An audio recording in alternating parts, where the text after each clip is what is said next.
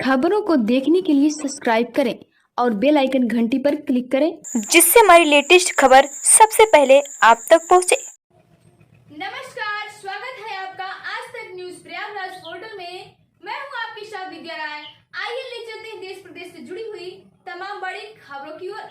सपा में शामिल होने पर सपा कार्यकर्ताओं द्वारा स्वागत समारोह। खबर यूपी के जनपद बलिया बैरिया से है। सपा में शामिल होने के बाद मधुबनी में आयोजित स्वागत समारोह में पहुंचे पूर्व मंत्री अंबिका चौधरी का कार्यकर्ताओं ने स्वागत किया। इस दौरान क्षेत्र में बड़ी संख्या में कार्यकर्ताओं व समर्थकों की भीड़ पहुंची थी।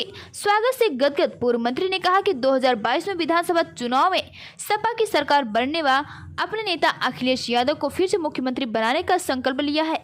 कहा कि उत्तर प्रदेश का चुनाव परिणाम यह तय करेगा कि देश में लोकतंत्र बचेगा कि नहीं। कहा कि पश्चिमी उत्तर प्रदेश में लोगों के विरोध के चलते भाजपा के लोग एक भी गांव में जाने की स्थिति में नहीं है।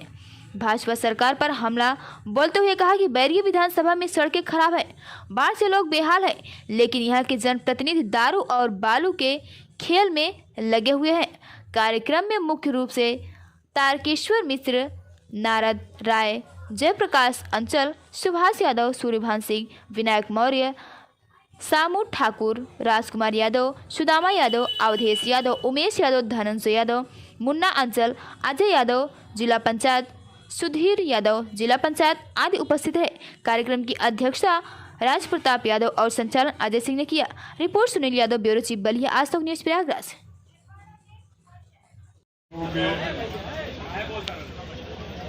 आज हम जिस कार्य के लिए यहाँ उपस्थित हुए हैं, इसका जितना गहरा विवरण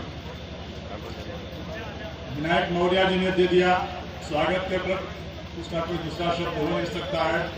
मैं सारे लोगों को प्रणाम करते हुए जिला पंचायत के सदस्य, प्रधानगण और सारे लोगों को एक बात कहूँगा कि आप जो ये कर रहे थे और ये दिमाग में चर्चा चलाई गई या चली कि समाजवादी पार्टी में नारद राय और अंबिका चौधरी नहीं है, लेकिन साथियों मैं आपको विश्वास दिलाता हूँ, एक पुराने समाजवादी पार्टी, जितने समाजवादी पार्टी के लोग होंगे उनके दिमाग में कसक रहा कि अंबिका चौधरी और नारद राय बाहर तो हैं लेकिन दिल उनका यही है। और मैं विश्वास करता हूँ कि अंबिका चौधरी और नारद राय के दिल में ये कसक रहा होगा कि हम भले दूसरे पार्टी में दूसरी मतलब चले गए हैं, लेकिन हमारा दिल और दिमाग समाजवादी पार्टी में रहा है और रहेगा और है। इसलिए कि शुरू से समाजवादी पार्टी सत्ता में नहीं आती है, जीत करके आप फिर आपके मंसूबे की सरकार नहीं बनती है, तो ये आखिरी चुनाव होगा, ये आप जान लीजिएगा। उनकी पूरी योजना है। जिस तरीके की तानाशाही चली है, जिस तरीके से सुप्रीम कोर्ट, आज सुप्रीम कोर्ट का बयान आपने देखा कि सुप्रीम कोर्ट को तो सेंट्रल गवर्नमेंट सीरियसली ले ही नहीं रही। सुप्रीम कोर्ट को भी गवर्नमेंट सीरियसली नहीं ले, उसके आदेश का कोई माने नहीं है। सुप्रीम कोर्ट, रिजर्व बैंक, महालेखाकार और जितनी संस्थाएं थी जो इन चीजों की निगरानी के लिए बनाई गई थी, इस सीमा को तोड़ करके आगे नहीं जाएंगे, उन सबको खत्म कर दिया। इलेक्शन कमीशन, निर्वाचन आयोग, इन सारी संस्थाओं को कमजोर करके और बेदम कर दिया गया कि हम जितनी तानाशाही चाहे उतनी कर लेंगे, लेकिन अब कोई चीज दूसरी होने वाली नहीं है, सिर्फ हम चाहें वही होगा। तो ये लड़ाई कोई आसानी से लड़ी जाने वाली थोड़ी है। मंसूबा है उनका, मन में है उनको। सवाल ये नहीं कि यहाँ ये पसंद है, वो नापसंद है, इनको हम इनका जिंदाबाद बोलते हैं, उनका जिंदाबाद नहीं बोलते हैं, ऐसा कुछ नहीं। किसका जिंदाबाद बोलते हैं? झगड़ा। मुख्यमंत्री का हुक्म, पुलिस इनके पीछे, जिले का प्रशासन इनके साथ, इनके आदेश पर इनका चरण छूने को तैयार। आजमाया है, अभी तो आजमाया है, अभी कितने दिन हुए, उनके खजाने को भी आजमाया है और उनके हौसले को भी आजमाया, फिर आजमाएंगे। और चुनौती देना चाहता हूं, कुर्सी सीधी कर लो और कमर भी सीधी कर लो। ये ध्यान रखो कि इन बातों को आप अगर अपने संकल्प में नहीं ढाल सके तो अपने आचरण में कैसे ढालोगे? और अगर आचरण में नहीं ढालोगे तो बातें चाहे जितने लच्छेदार मैं कह लूं, चाहे कोई कह ले, चाहे जितना बड़ा भाषण हो जाए, इससे कुछ होने जाने वाला नहीं है। इसलिए ध्यान रखना इस बात को। मैंने तीसरी बात आपसे कही है, इन 3 बातों का ध्यान रखना। एक बात स्पष्ट हो गई जो आप और अपने रिश्ते की बात मैंने कही, दूसरी बात भूमिका की कही, और तीसरी बात ये कही कि पता बताना पड़ेगा लोगों को। ये 3 बातें साफ साफ आप समझिए। मैं इसीलिए भाषण नहीं कर रहा हूँ, आपसे बातचीत थोड़ी करना चाहता हूँ।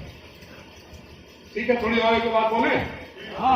ठीक है, आप अपनी इस इच्छा को, आप अपने इस उत्तरदायित्व को, जो आज इस कालखंड में आपकी जिम्मेदारी है, इस जिम्मेदारी को अपना संकल्प बनाइए और इस संकल्प को पूरा करने के लिए जो भी बन सके, जितनी बड़ी कुर्बानी देनी हो, वो सबसे बड़ी कुर्बानी दे करके भी हर हालत में 2022 में अखिलेश यादव जी की सरकार बनाने में अपना योगदान देने के लिए सर्वाधिक मतों से समाजवादी पार्टी के प्रत्याशी को जिताने का काम कीजिए। आप सबके बीच फिर आऊंगा तो कभी भाषण दूंगा, आज मन दूसरा था, सिर्फ बात करनी थी, इसलिए आप सबका बहुत बहुत बहुत धन्यवाद। जय हिंद, जय मुलायम, जय समाज। इस बात का प्रयास करेंगे कि जो भी जहां भी छूट गया हो और जैसे भी जुट सकता हो उसको लेकर के आएंगे। 2022 में सरकार बनानी है, उसके लिए कोई कसर छोड़ेंगे। इसलिए मित्रों, कई बार अपने अपने ढंग से जो आप व्याख्याएं कर लेते हैं, मैं बताऊं, मैं भाई नारद राय दोनों की बात जिम्मेदारी से कहना चाहता हूं, कोई राजनीतिक महत्वाकांक्षा से कहीं नहीं गए, बहुत कुछ पाने के लिए कहीं नहीं गए थे कि नहीं कुछ बहुत बड़ी चीज कहीं कोई मिल जाएगी। और पाने का जहां तक सवाल है, मैं बुलंदी के साथ आपसे ये बात कहना चाहता हूं, निजी तौर पर अपनी बात कहना चाहता हूं कि अगर मुझे कुछ पाने की, कोई पद पाने की, कुछ लाभ पाने की अभिलाषा होती तो आप इशारे में समझिएगा, उसको खुल के नहीं कहना चाहता। मेरे पास दर्जनों ऐसे अवसर आए और दर्जनों ऐसी सिफारिशें आई कि आप सिर्फ मान जाइए और चाहे जो ले लीजिए, नहीं लेना। किसी लाभ के लिए मैं कहीं नहीं गया, अपनी किसी महत्वाकांक्षा के लिए नहीं गया और किसी महत्वाकांक्षा के लिए आया भी नहीं।